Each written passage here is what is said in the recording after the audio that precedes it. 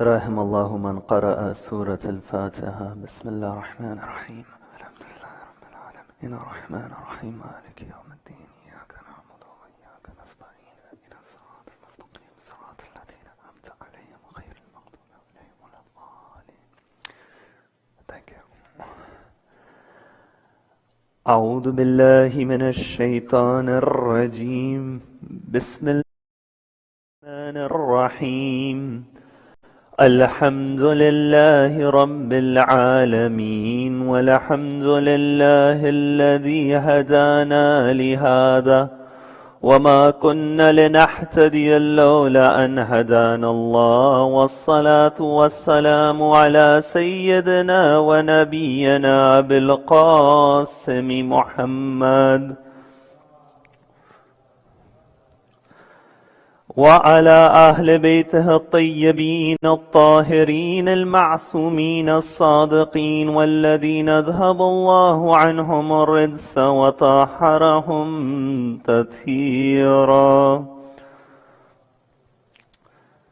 اللهم صل وسلم وزد وبارك على صاحب الدعوة النبوية والصولة الحيدرية والعصمة الفاطمية والحلم الحسنية والشجاعة الحسينية والعبادة السجادية والمآثر الباقرية والآثار الجعفرية والعلوم الكاذمية والحجج الرضوية والجود التقوية والنقامة النكوية والهيبة العسكرية والغيبة الإلهية. اللهم عجل فرجه وسهل مخرجه. أما بعد، فقد قال الله في كتابه الكريم: بسم الله الرحمن الرحيم: ومن أعرض عن ذكري فإن له معيشة ضنكا. صدق الله العلي العظيم. For the love of Ahlul Bayt alayhim as-salam, sallu ala Muhammad wa ali Muhammad. For the love of Fatima al-Zahra in particular, a second salawat ala Muhammad wa ali Muhammad. For the hastening of the reappearance of the master of our time, a third salawat ala Muhammad wa ali Muhammad.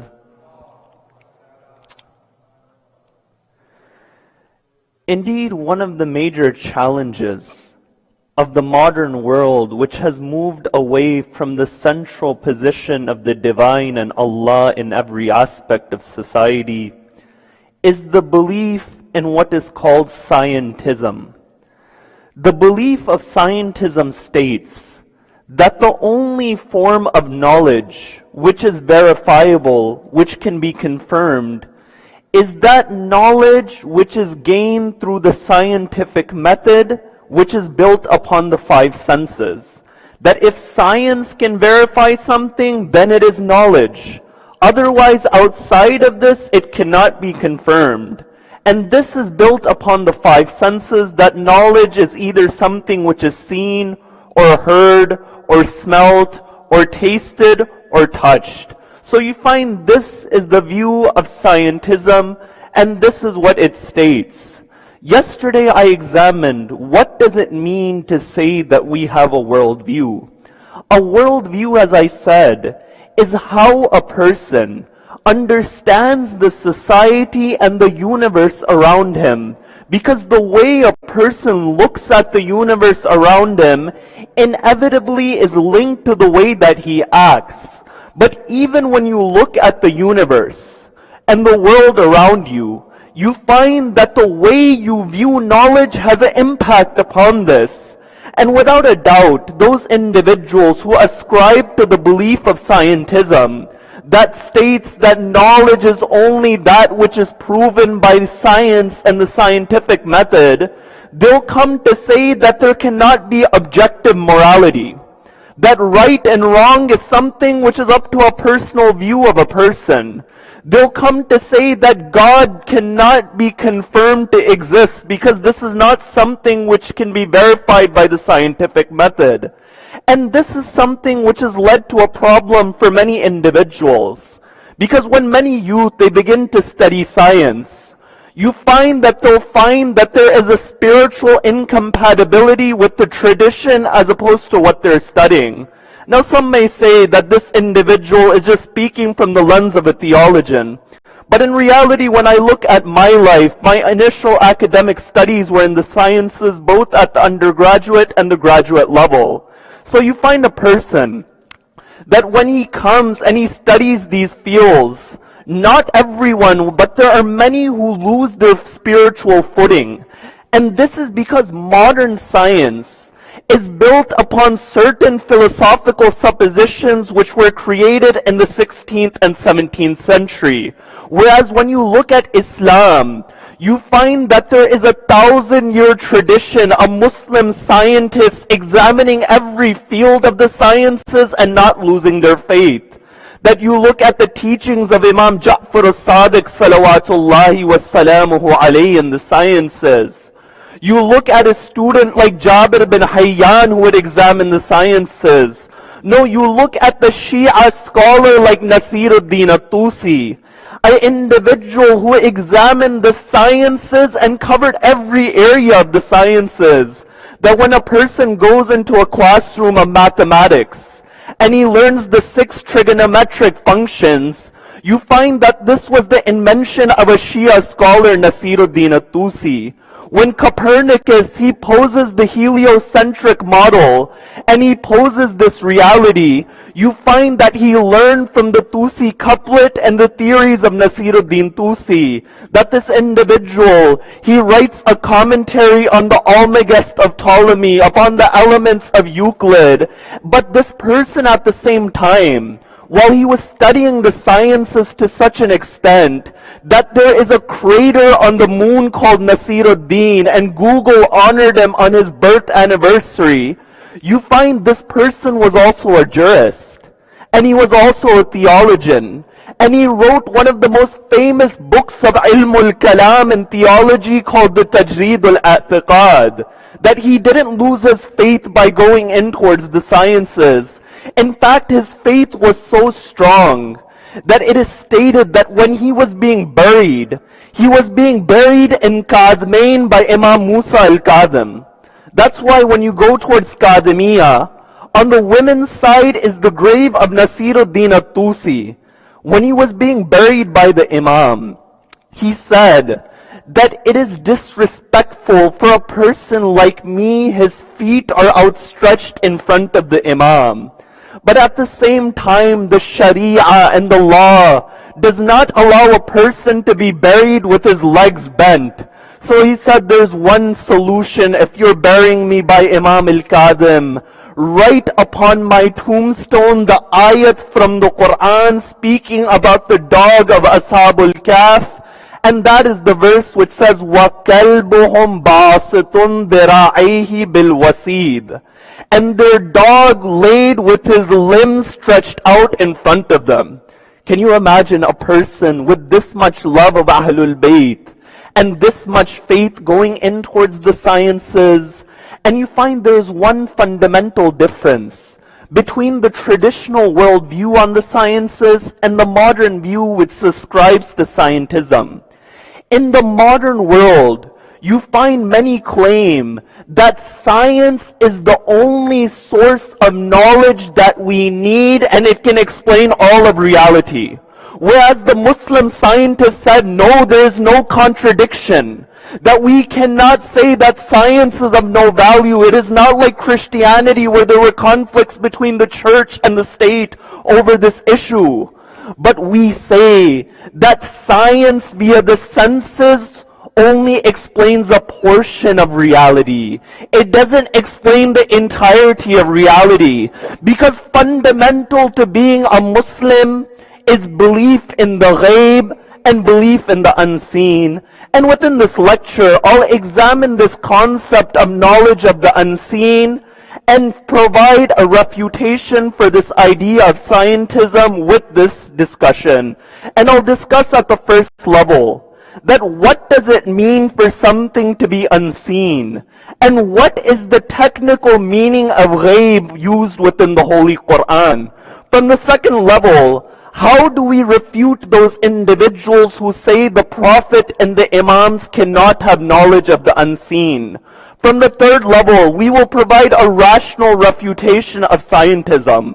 From the fourth level, I'll examine in which ways the heart is a tool to acquire knowledge. And from the fifth level, we'll examine how we can connect with our Imam who is also unseen, and what impact does belief in the unseen have upon our actions at a practical level. So we'll examine at these levels.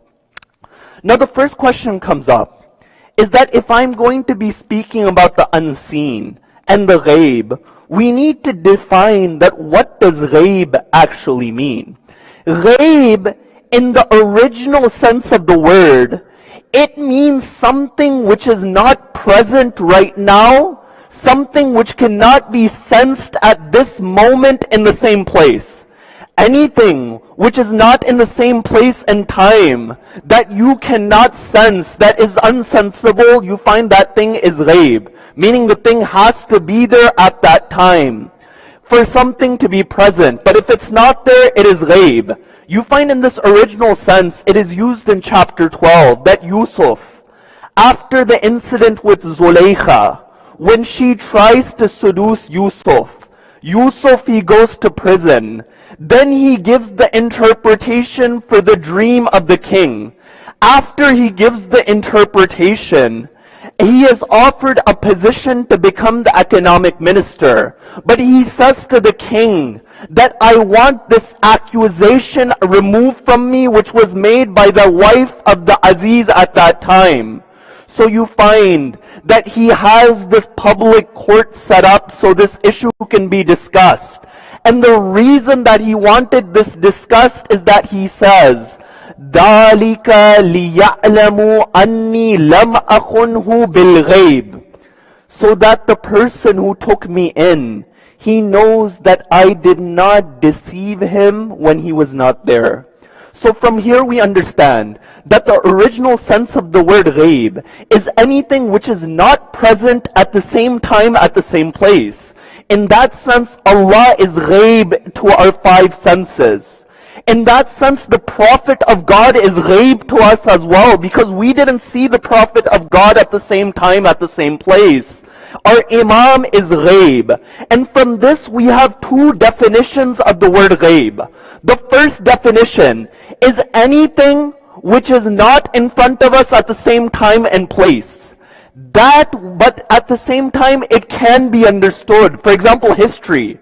With the events of history, they did not happen in front of us at the same time, but through archaeological evidence, through different narrations, we can understand what happened in history. We can understand who Rasulullah was. And even this level of belief in the unseen has value, because it is more difficult to carry out than when somebody is in front of you. This is why Rasulullah would say that I am eager to see my companions at the end of times. That why did Rasulullah say this? He said this because there will be a group of people who believe in him, but they have never seen him. So there is a virtue in this type of ghaib. But the question comes up, when the Quran uses ghaib, and it says the muttaqeen are those who believe in the unseen, what does it mean? You know, at the first level is something which is not present in front of you. You can't see with the five senses, but you can find out about it through different measures. But there is a type of unseen that there is no way you can acquire that knowledge, that there is no method to do so. The only way to acquire that knowledge of the unseen is via the revelation of Allah. This is why when the Quran mentions these different stories, the Quran, it says, تِلْكَ مِنْ أَنْبَاءِ الْغَيْبِ, that نُوحِيهَا إِلَيْكَ, that these are from the unseen realm which we have revealed to you. وَمَا كُنْتَ تَعْلَمُوهَا أَنْتَ وَلَا قَوْمُكَ مِنْ قَبْلِ هَذَا. And this is that which you did not know and the people before you didn't know these stories. So the Quran shows that many of these stories, that the only way to know them is through revelation. So over here, one more time, there is a type of unseen which you can find out about. And there is a type of unseen which only revelation can tell towards you. And at that level, there is a development that we're seeing. From the first level, you find that we have our 5 senses to acquire knowledge. But our 5 senses have limitations. When our 5 senses are limited, then our aql and our rationale comes in. Because there are many things that although we can't understand them via our senses, we understand them with the intellect. But at the same time, the intellect also has limits. Your intellect is like your eye. Your eye can see that which is within the room, but can it see what is behind the wall? It can't see what's behind the wall. In the same way, there are certain realities that the intellect cannot understand on its own. This is why Imam Zainul Abidin said, "Inna deen Allah la yusabu bil uqul naqisa." That the religion of Allah cannot be understood with deficient intellects. Now, does this tradition mean that we cannot rationally understand anything? No, it doesn't mean this. But what it means is that rationally, when we have accepted the existence of Allah, and we have accepted religion and the Sharia and the laws, there are details which can only be understood by revelation. There are details that once we've accepted Allah and the text, we accept them through the text. For example, when you do wudu, you put water on the top of your foot, not the bottom of your foot. Someone may say that, rationally thinking, the bottom of your foot is what gets dirtier. Because when you walk, you are not walking with the top of your feet touching the ground. You're walking with the bottom of your foot touching the ground. But no, there are certain aspects of the religion that the minds and the rationale cannot reach them. But once we have accepted Allah and the text, then we accept and we submit towards them. And the Quran has given a value towards belief in the unseen. We read the lines in Surah Al-Baqarah.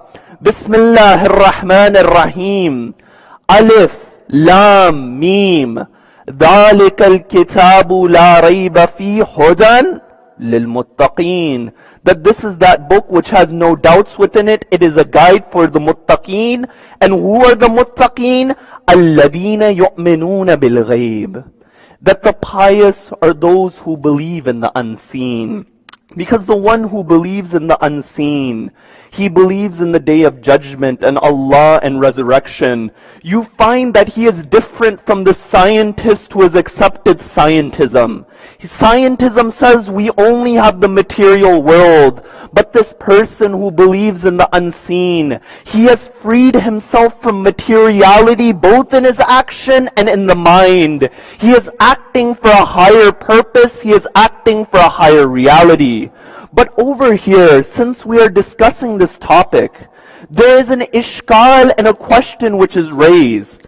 And that question, it says, is knowledge of the unseen, knowledge such as the events of the future and the past happenings which are not acquired through study, are these events only known to Allah, or do the Imams of Ahlul Bayt and the Prophets of God have them? There are many people who use the Quran to argue against this without looking at the full picture.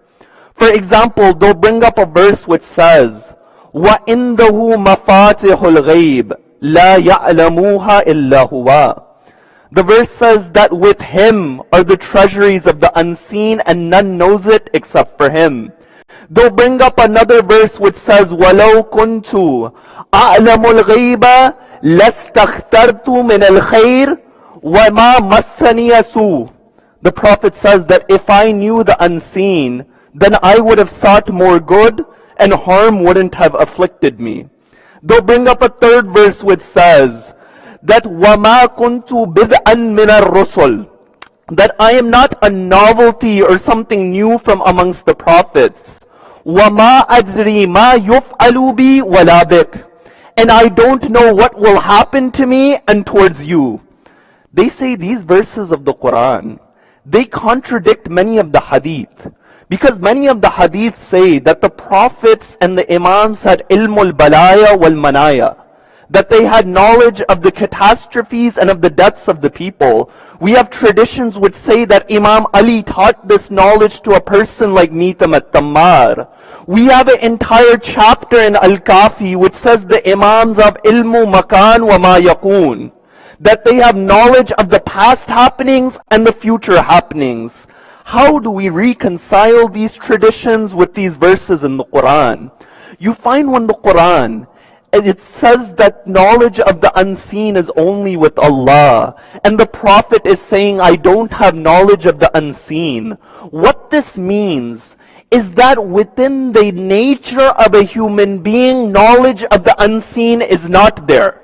That within the nature of a human being, what it means for you and I to be a human being, it is not necessary for us to have knowledge of the unseen. There is nothing within us that mandates knowledge of the unseen within ourselves. But this doesn't say that Allah does not have the right to give ilmul ghaib to anyone. That this does not say that via a divine connection, a person cannot acquire this knowledge. And you find this can be proven in the Quran. Because when you look at the verses of the Quran, you look at them as a totality. You don't look at verses from one angle only. And you find the verse which ties this concept together is that verse which says, Alimul Ghaibi, that He is the knower of the unseen.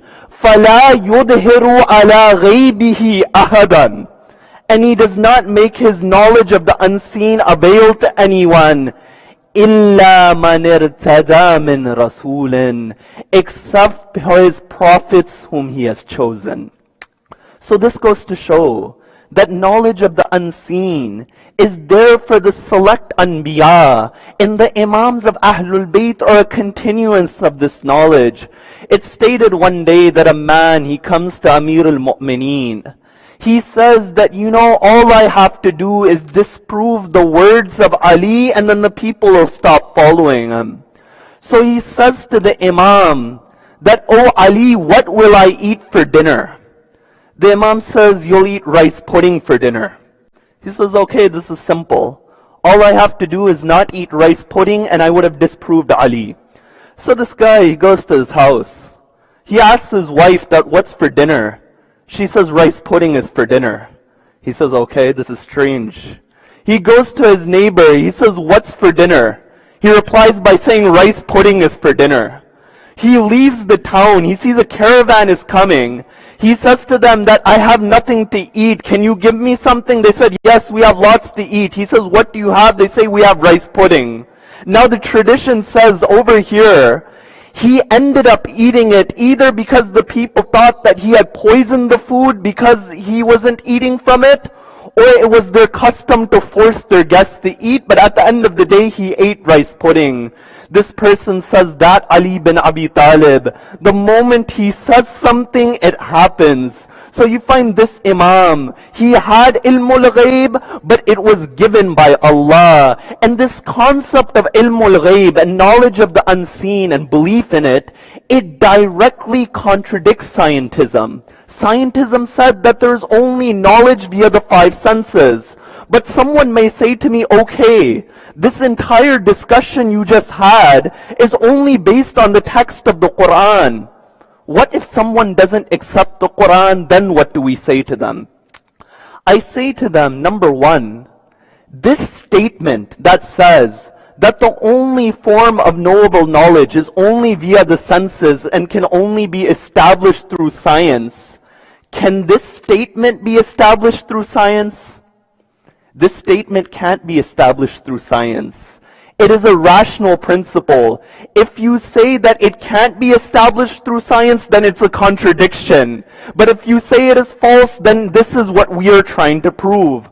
Because even those who say science is the only true way of knowing, they build their worldview on certain principles. Principles such as we can know reality through different study. So this is the first point. But the second point we re-emphasize to them is that science explains a portion of reality.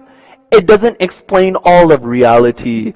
And this is why the Quran, it shows that in the way the senses are a tool for knowledge, and the aql is a tool for knowledge, you find the heart of a human being is also a tool for knowledge. The moment a person, he purifies his heart can accept certain realities that the mind could not even fathom. Allah says in the Quran in chapter 16, He says, وَاللَّهُ أَخْرَجَكُم مِّن بُطُونِ أُمَّهَاتِكُمْ لَا تَعْلَمُونَ شَيْئًا. That God, He brought you from the wombs of your mother when you didn't know anything. وَجَعَلَ لَكُمُ السَّمْعَ وَالْأَبْصَارَ وَالْأَفْئِدَةَ لَعَلَّكُمْ تَشْكُرُونَ. And He made for you sight and hearing and the hearts so that you can thank Him. So after it mentions that you did not know anything, the Quran, it speaks about the tools of knowledge. It mentions the hearing and the sight, which are sensual and physical tools. But it also mentions the heart. It goes to show the heart of a human being. When it is purified, it is enlightened. And that enlightened heart in the way of Allah, it gains guidance. The Quran says, وَالَّذِينَ جَاهَدُوا فِينَا لَنَهْدِيَنَّهُمْ سُبُلَنَا. That those people who strive in our way, we guide them towards our path. We give those people knowledge. We gave those people wisdom to understand the realities. And amongst the realities which the heart can connect to is the reality of the 12th Imam. Because our Imam is also in ghaibah. But we have to understand that what is the ghaibah of the Imam? You know, there's a tradition of the 6th Imam. This tradition, it shows that when you look at the Quran, there are two types of occultations. The first type of occultation in the Quran was the occultation of Ashabul Kahf, the people of the cave.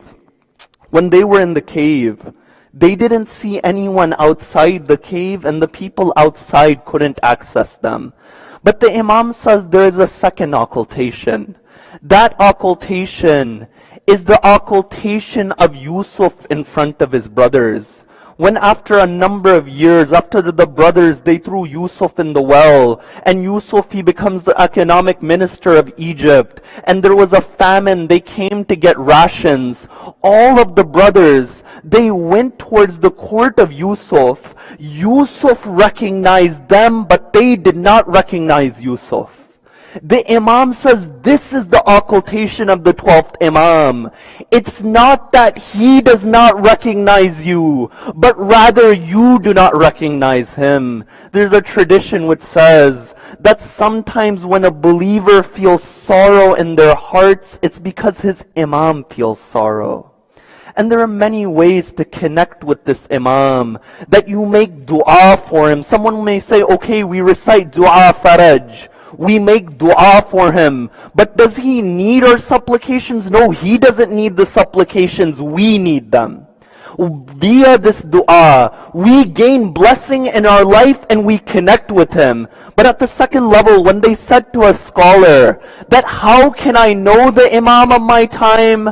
That scholar replied by saying, know the Quran.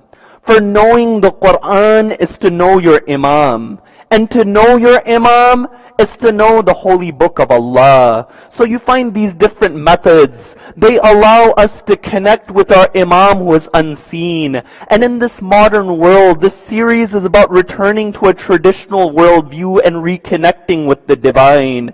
In which ways does rejecting scientism and believing in the unseen allow the world to be a better place? You find the person who believes in the unseen is a person who believes that God is watching his actions, that his actions aren't free. A person who believes in the unseen, he believes that punishment is handed out on the day of judgment. No, a person who believes in the unseen, it impacts every area of his life. For example, when you have wealth, people, they only measure wealth quantitatively. The more wealth you have, the better it is. But no, the concept of the unseen shows that there is barakah and blessing in wealth. When wealth has barakah within it, when it is gained from a halal source, when it is gained from something beneficial, even if it is a little, it'll be enough for that person. But when something is gained from haram and from prohibited activity, you find even if it's 1 million or 1 billion, it won't suffice that individual. Who's to say an illness can't come in his life that'll prevent him from enjoying that wealth? Who's to say an activity can't come which diminishes that wealth? And there's a tradition of Imam al-Hussein which I'll conclude upon. This tradition of the Imam is about staying away from sin. But the advice which the Imam gives, all of it is built upon belief in the unseen. A man, he comes up to Imam al-Hussein alayhi salam. He says that I am a man who is great in sins. I cannot control myself. The Imam says it's very simple. If al-khamsa ashya wa adnim ma shi'ta, that do 5 things. If you're able to do these 5 things, then sin as much as you want. The Imam says, La ta'qul rizq Allah wa adnim ma shi'ta.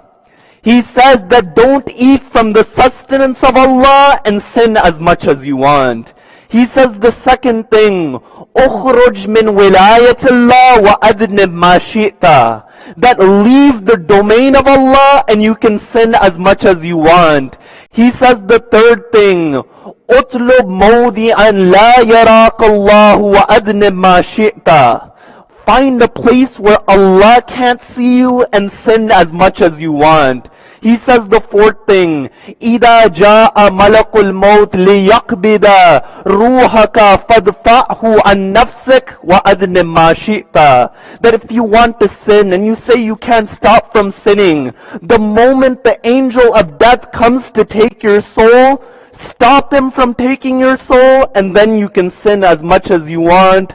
Then Imam al-Hussein says to that man, إِذَا أَدْخَلَكَ مَالِكُ فِي النَّارِ فَلَا تَدْخُلْ فِي النَّارِ وَأَدْنِبْ مَا شِئْتَ. When the gatekeeper of hell throws you in the fire, prevent him from doing so, and you can sin as much as you want. In this tradition, Imam al-Hussein shows that this type of belief in the unseen, it has a positive impact on the action of a human being, and this cannot be acquired through the belief in scientism. And with that said, I raise my hands. I say, Oh Allah, through the right of Muhammad and Ali Muhammad, help the followers of Ahlul Bayt wherever they're in difficulty, wherever they're sick and ailing, cure them. Ya Allah, we pray for the advancement of humanity and for humanity to be freed from this pandemic. We pray for the intercession of Muhammad and Ali Muhammad and for the strength to walk upon the footsteps of Ahlul Bayt and to learn from their teachings. And we pray for the hastening of the reappearance of the Master of our time, ربنا تقبل منا إنك أنت السميع العليم.